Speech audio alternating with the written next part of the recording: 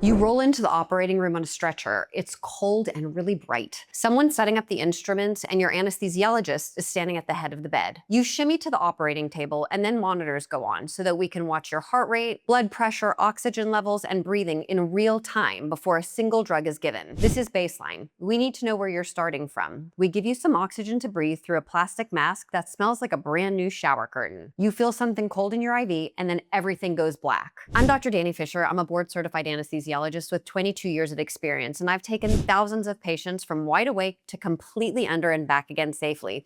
And today we're talking about exactly what happens step by step from the moment you roll into the operating room to the moment your surgery is done. Okay, let's talk about something that I see regularly that actually kind of cracks me up. A patient comes in for their third surgery. Maybe it's a knee replacement after 2 previous procedures or a gallbladder. And as we're getting them set up, they look around and they say, I don't remember any of this from the last time. And guess what? They won't remember this either. And this is because of the very first drug we give you, and it's called Versed. The generic name for this is midazolam, and we give it before you ever get to the OR. It's an IV medication. A lot of people call it the margarita that we give you before anesthesia, and it does 2 things beautifully. Number 1, it takes the edge off your anxiety almost immediately, and number 2, it causes something called anterograde amnesia, which means that it blocks your brain from forming new memories from the moment it hits. So you're awake, you're talking, you're answering questions, you might even crack a joke, but your brain is not filing any of it away. And the reason why Versed is such a cool drug is that by preventing you from making new memories, we're protecting you from a stressful experience that you genuinely don't need to remember. And the reason patients with multiple surgeries always say, I don't remember this, is because Versed worked exactly the way that it was supposed to. Once we have you in the operating room and hooked up to monitors, the anesthesia induction begins. The first thing you'll usually get is fentanyl, which is a fast-acting opioid. We give this before heavier drugs for 2 reasons. It blunts your body's stress response to what's coming, and it also starts building the pain coverage you'll need once surgery starts. I want to say a few more words about fentanyl because I know that the word fentanyl kind of lands differently than it used to. We've all heard the word fentanyl in the news related to overdoses, the opioid crisis, and warnings about street drugs. But the fentanyl we use in the operating room has been used safely in anesthesia for decades. It's fast-acting, short-lasting, and extremely predictable at the doses we use clinically. The fentanyl that causes harm outside medical settings is often illicitly manufactured, combined with other substances, and taken in completely uncontrolled doses by people with no monitoring whatsoever. In the OR, we calculate the dose, we give it slowly, we watch your oxygen saturation and respiratory rate in real time as it goes in a controlled clinical environment. Then comes the Propofol. You've probably heard of Propofol. You might know it as the white drug or milk of amnesia because it has a milky white appearance and it works almost immediately. Many people express some fears about getting this drug because they know it killed Michael Jackson, but keep in mind that we are trained specifically in using this drug and we're able to keep you safe whenever we administer it. Michael Jackson's doctor was not an anesthesiologist and he didn't have these skills. The Propofol often will burn a little when it goes into the IV. Sometimes it causes people to cough or you might experience a funny taste in your mouth, and then in about 30 seconds you're out. And here's what's actually happening. Propofol binds to a receptor in your brain called GABA. Think of GABA as your brain's natural off switch. Propofol floods that system and essentially turns the volume down on your entire central nervous system all at once. There's no spinning, no falling sensation for most people. 1 second you're looking at the ceiling and the next second, nothing. No awareness of time passing. One question I commonly get is, but what if it doesn't work on me? What if I'm one of those people that it doesn't affect? So I want to reassure you that in nearly 23 years of practicing anesthesia, I have a 100% compliance rate with Propofol. Everyone falls asleep with Propofol when they receive it. People that use marijuana or alcohol regularly may need a little bit extra.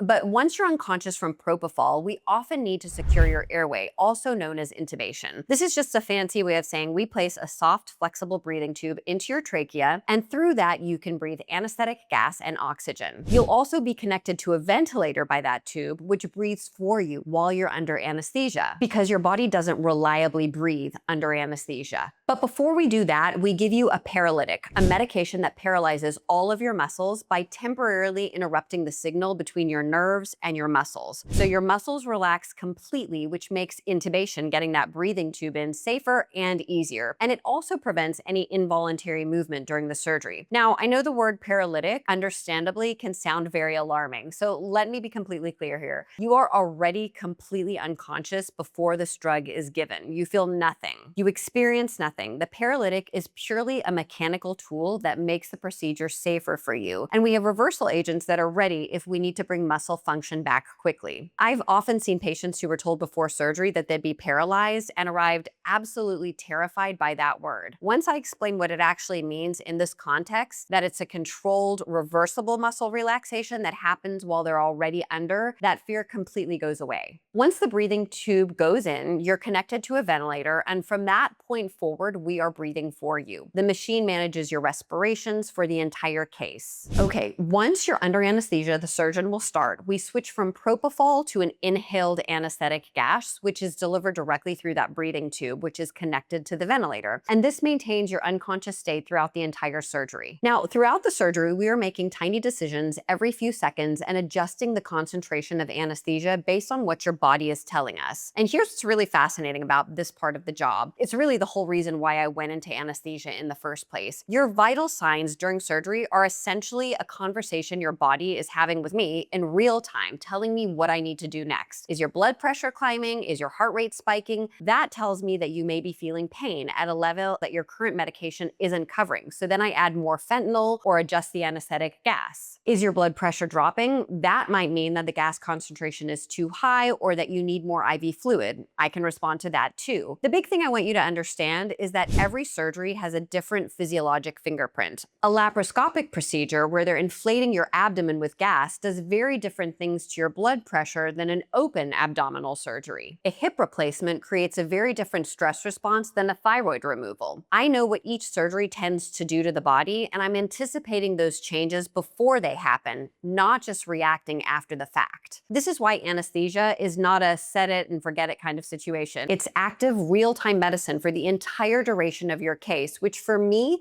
is one of the most appealing things about anesthesia. So here's what I want you to walk away with. From the moment Versed hits your IV to the moment the gas is turned off, every step of general anesthesia is very deliberate. It's monitored and is adjusted to your specific body and your specific surgery. The drugs aren't just knocking you out and we're hoping for the best. They're really working together as a system, and someone who has spent years understanding that system is watching you the entire time. The one thing patients almost never think to ask, but should, is this: what should I tell you about my previous experiences with anesthesia? If you woke up nauseated last time, or if you needed more medication to go under, or had any other unusual reaction, we want to know. That information will change how we plan your anesthetic from the start. If you want to keep going deeper on this topic, the next video I make will cover what happens when you wake up from general anesthesia, including why you might feel confused, emotional, or like no time has passed at all. Subscribe so that you don't miss any future videos. Give this video a like. Definitely comment below. I will look at all your comments. I will read all of them and respond. And for now, stay calm, stay informed, and I will see you in the recovery room.